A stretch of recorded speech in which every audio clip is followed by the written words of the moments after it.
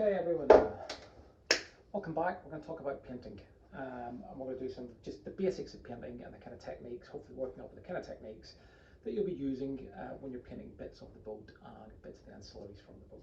So first thing to talk about painting is paint. Could talk lots and lots about paint.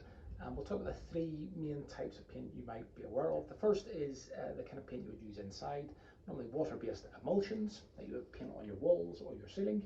And as the name suggests, it's water-based.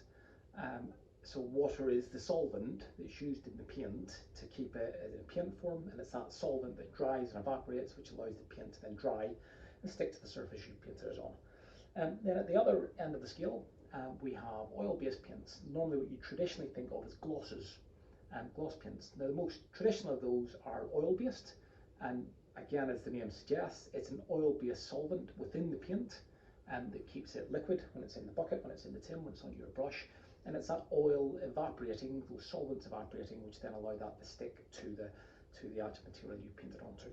And the last type then, the last type that you may be aware of that are sort of relevant are water-based glosses, which are becoming more and more frequent. So water-based emulsions, great for indoors, but no real wear and tear. If you put it on an external surface, wind and rain will wear that away very, very quickly. However, that has got a low amount of what's called VOCs, volatile organic chemicals or compounds in it. So you could do it indoors very quickly, and it isn't going to get that bad smell. It isn't going to have solvents and gases going into the air as the paint dries. The oil-based at the other side of that, though, is very, very high in VOCs, those organic compounds and those solvents. So when you paint the floorboards, the skirting boards inside with a gloss, you'll get that rich smell, very pungent, very rich. And if you've not got a well-ventilated space, it can cause issues and headaches and problems. The water-based glosses sort of sit in between. The oil-based, very, very hard-wearing, and the water-based is less hard-wearing, but much lower VOC content than a traditional oil-based gloss. So for things like doors, which I'm going to practice on today, I'm going to be using this Johnston's Trade water-based gloss. And if you can see, I think down here, it discusses the low VOC content, the volatile organic compounds. And therefore you can paint it indoors, and you can sleep in that room that night once you painted it. You might want to leave a window open slightly. Whereas with an oil-based gloss, you wouldn't want to paint the wood work in a room with that and then go straight in there to sleep overnight. You might wake up with a bit of a headache if you did. So that's what I'm going to use today on this door. However, on Grace, on the boat, and on the bits that go with our gig, we need them to be hard wearing, we need them to be well protected, and we'll get a well ventilated space. So we'll be painting them with high VOC solvent-based glosses, oil-based glosses. And that's one of the reasons why it's really important, if you're out here working on the boat and painting it, to wear a face mask. That will protect you from some of those fumes, from those noxious fumes, and also protect your eyes from any flecks of that oil-based, solvent-based gloss that might come up into your eyes. So when we're painting them, we start with what is called a primer undercoat. And a primer is essentially the paint that goes on bare wood. So if you had any bare patches on this door, we don't have any significant bare patches, we've got a couple of little ones, but not any significant ones, you would paint primer onto those bits. And that essentially will seal the wood. You do the same thing, it's called a mist coat when you paint on the plaster at home, when it's new plaster for the first time. That seals the plaster. And that ensures that instead of sucking all the moisture from that coat of paint into the plaster, into the wood, it seals it and allows that moisture to evaporate from the actual paint, allowing it to make a better bond to the wood, to the surface of the wood or the material you're painting on. Next then, you have an undercoat. And an undercoat is exactly what it says on the tin. It's the preparation for the main coat. And this essentially gives you then a lot of coverage and a lot of colour underneath the main coat. And then you have the main top coat that I showed you a minute ago, our Johnston's Trade here. I always buy trade paints. They seem to spread better, they seem to work better. They cost a bit more, but I've generally found that the additional cost is offset by you get more coverage from the trade paints. And so I always buy and use trade paints, and I always would recommend them. The other piece then you will find is more and more these are being combined, so you can get a primer that is an undercoat, you know, or an undercoat that is also a primer, or you can get you know, self-undercoating paints. So essentially you don't bother undercoating, you just put 2 coats of one paint on it, so you prime it and put 2 coats. And you've got to figure out which brand of paint you're using and which particular chemical mix they've got and what recommendations they have to deliver that. All the paint brands give you guidance sheets and advice sheets, and most of them have got telephone lines you can phone up and talk to them about the paints. So for painting the boat, I phoned up Johnston's/Myland, the company we'll be getting the paints from, to talk to one of their experts on what's the best paint to use, does it need priming, how long between coats, can it be sprayed, all questions like that, which might not be completely obvious to a amateur like myself. They're very happy to help with that. So look at the paint you're using, look at their recommendations for that, what it recommends, and follow those recommendations to get the best results from that paint. So that is paint. What are we going to talk about next? What we're going to talk about next is how we get paint onto an actual surface. And you'll probably already know this. There's 3 main options. The first one is spraying. Spraying is not something we're going to touch on in any of these videos because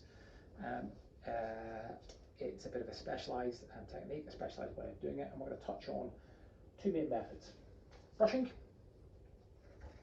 and rolling. So brushing first. First thing to say about brushing, you can see here I have got 2 types of paintbrush. One is a Purdy, that's it, which I use for any of my water-based emulsions, and the other is a Hamilton, which I use for my gloss-based emulsions. These are relatively expensive. These are not the B&Q special you find hanging down the shelf, but they are worth their weight in gold. They hold the fibres very well. They hold their shape. Holding that shape makes it very easy to trace a line, to draw a line to cut in. They hold paint well and let it flow from it well, and they generally retain their bristles in the brush and don't come out over time. Well worth investing in a good set of paintbrushes. I've got my own here that we'll be using, but I've also went and put on order for another set of Hamiltons, because mostly we'll be doing gloss work obviously in the boat. And again, really smart brushes. They hold lots of paint, let it flow very well, hold the bristles relatively well, and yeah, just generally very good paintbrushes, worth spending some money on. The problem though with paint brushes is lots of control, lots of really good control. You can cut in, you can make really delicate, intricate shapes, but they don't spread the paint as quickly. You don't get as much paint into a brush as you would do onto a roller. So a brush is great when you're doing finer detail work, when you're cutting in, doing things like that. But a roller such as this little one is really what you want when you're covering large areas. So if you're covering large areas, a roller allows you to get more paint onto the area, onto the material a lot quicker. However,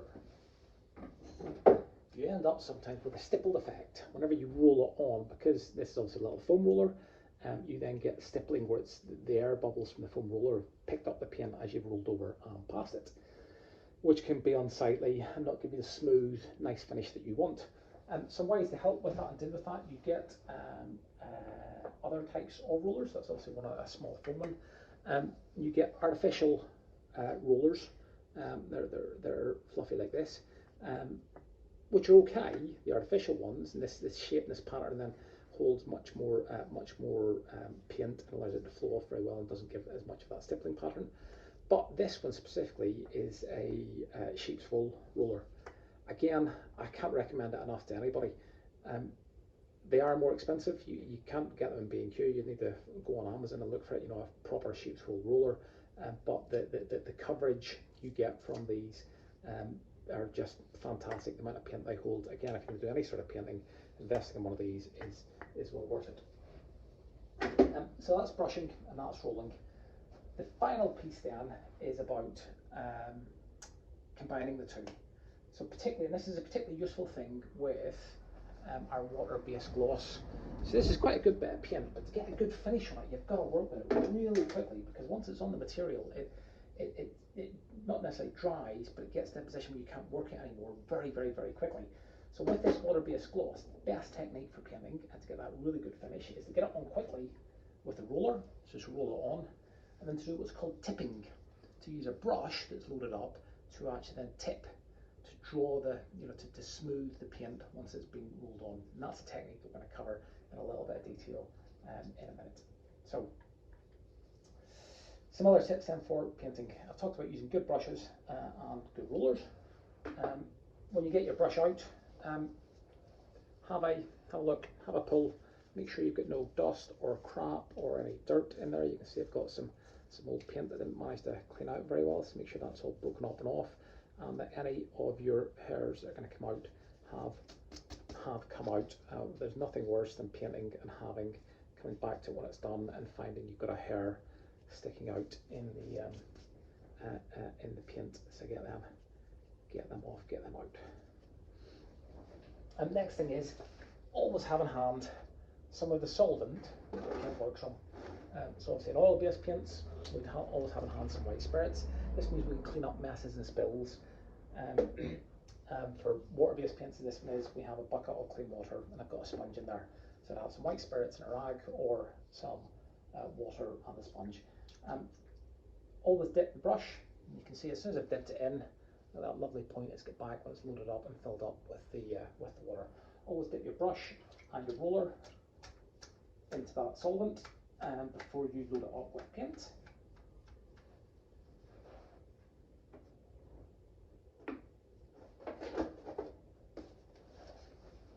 And always decant your paint. So you'll see over here,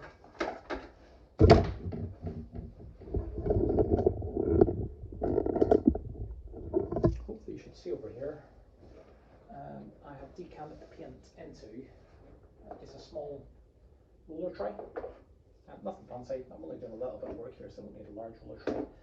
So it's decanted into that, and that will allow me to, well, it stops the paint tin being permanently open and the chemicals escaping from it, and it drying out a little bit. It also means if I kick over this tray, that's the amount of paint I spill. If I kick over the bucket, that's a heck of a lot of paint that gets spilled, and that's not good. And if you're painting then from a brush, just straight onto something, I then use a little paint pot, a little paint scuttle, a paint bucket. And there's a technique for using these. It's really quite simple. So you'd hold it something like this. So I'd have, one hand, my thumb lock around the handle piece, my hand here at the side, and you dip your brush in to load it with paint, and then you tap it off only against one side. Everybody I've watched dips it in and they tap it off against both sides. That means when you need to rest the brush and you put the brush down, you haven't got anywhere clean to put it. If you tap it off against one side only, when you then need to rest the brush, you can rest it there on one side. That way you've got a working amount of paint in this bucket, and if you spill this bucket, it's just that bucket's worth of paint. It isn't a full tub's worth. So again, that's another handy little tip to do when you're painting. So let's pause there, get set up, and start painting. Okay, so before you start, you can see I've got one of my doors from inside. It's heavy, I want to paint it, so I thought using this as an example. There's a top bit of it. You can see a little trick I've done here on the door. I put 2 screws into the top and into the bottom, and again the same on this one, the top and the bottom. That means the actual on the wall, it's the screws leaning against the wall and not the door. I would have filled all the holes on it, but these are places where I've got things. This is the inside of the door, things are hanging on, so I'm not going to bother filling them because I'm just going to put screws back into that hole. You can see it has been sanded down. We've scraped it to get, and a lot of the time you get runs here at the edge of doors, scraped it to get any of those runs off, and given it a light sand just to key the surface and get it ready for painting. Same on both bits. Okay, I've then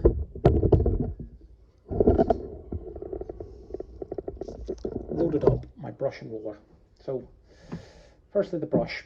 The brush is going to be used for tipping. Okay, it's not about getting paint from the brush onto the surface. The brush is going to be used to smooth out the paint that the roller gets on the surface. And this is where that, when you're doing it on a gig, sometimes you can work as 2 people, obviously because it's a bigger a bigger piece, but on a door you're fine to do it as one. So we load up the roller, and we want to squeeze out the excess. We don't want a surface amount of excess on the roller because that'll just splash as we roll it on.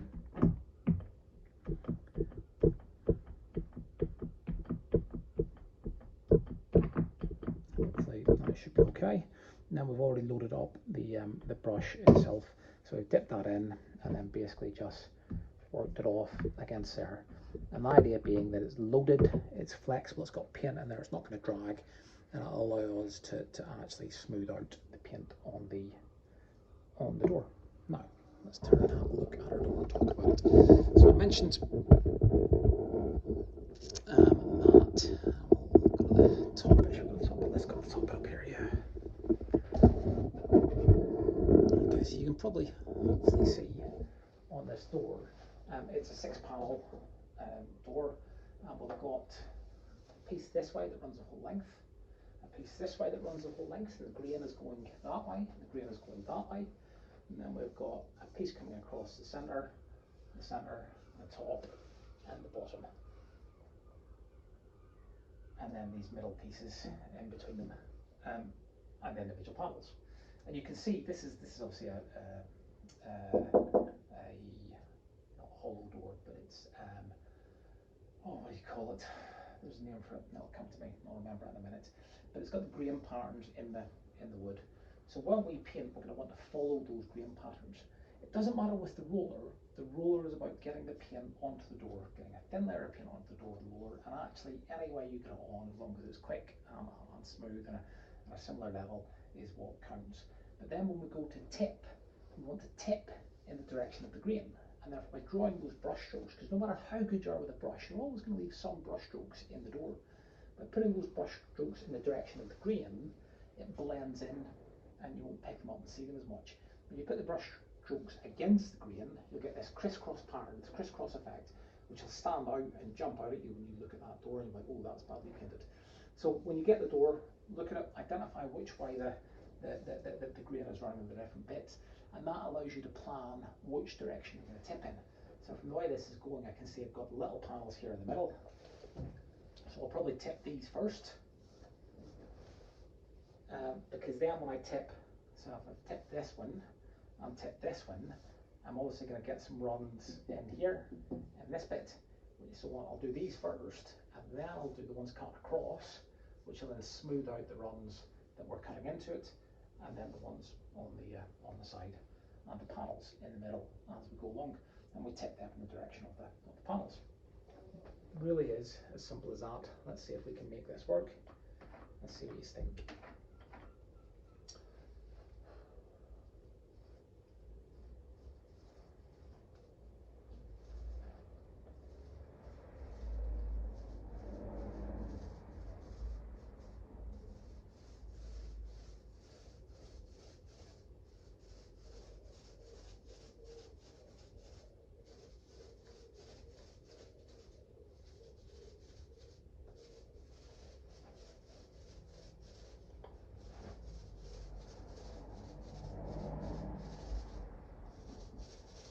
So like I said, it doesn't really matter which way you go to get this paint on. The important bit is about getting it on smoothly, not letting it dry, and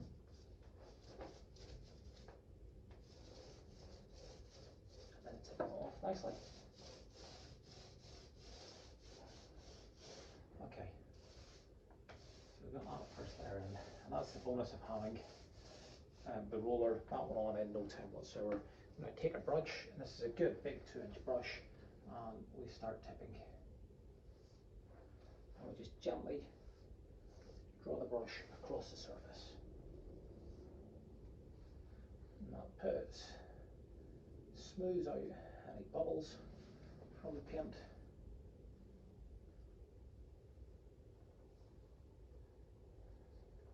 Nice and gently.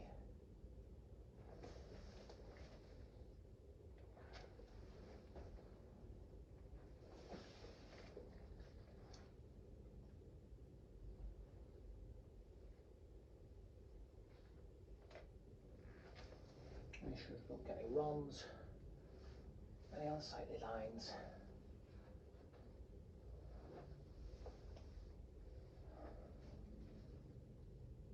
And go over and check. There's a little bit of hair there.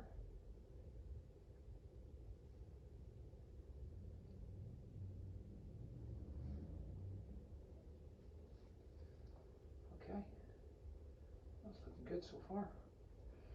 That's the first coat on those bits. Okay, I wanted to bring you in close for this little bit, so just to show you. You can see this has been tipped in this direction, that's been tipped that way, and hopefully you can see the grain in the wood and the way it should go. And there's a tip across that. You should hopefully be able to see how it sort of ruins the effect. You can see the lines cutting across, which are fine here, but on this bit just stand out. Whereas if we tip it in line with the grain, those are smooth and in, and that looks much better than it did before. Okay, now that's easy enough to do. Sorry, take a step back. When we're tipping, when our brush touches the surface, it leaves a little line just there. It's quite hard to see, but you can see the start point of that tipping. So in a door like this, that's relatively easy to deal with, because we just start just at the bottom of the door, just off the door, and we go all the way up to the top.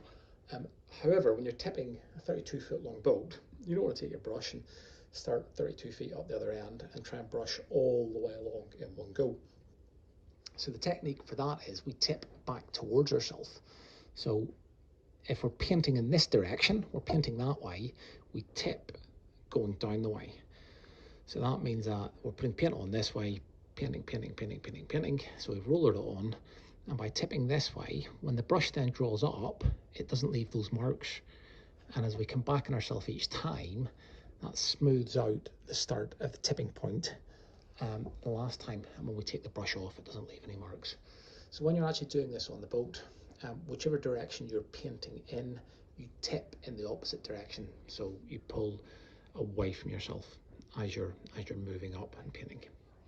Nice and simple. Hope that's obvious and something we can help with and demonstrate when people come to take part. You can see that door looks significantly better already. We'll turn it around. I'll get the other side done and hopefully get this hung tonight. The other thing to watch out for when you are doing doors is particularly around these little bits of coving. This is where you get little runs will come in these spots here on the tops. So looking out for that and getting it while it's still wet is the best idea. And the way to deal with that is don't load too much paint up on the roller or the brush, just enough to cover the surface, and do multiple coats. Multiple thin coats will give you a significantly better finish than one big thick coat.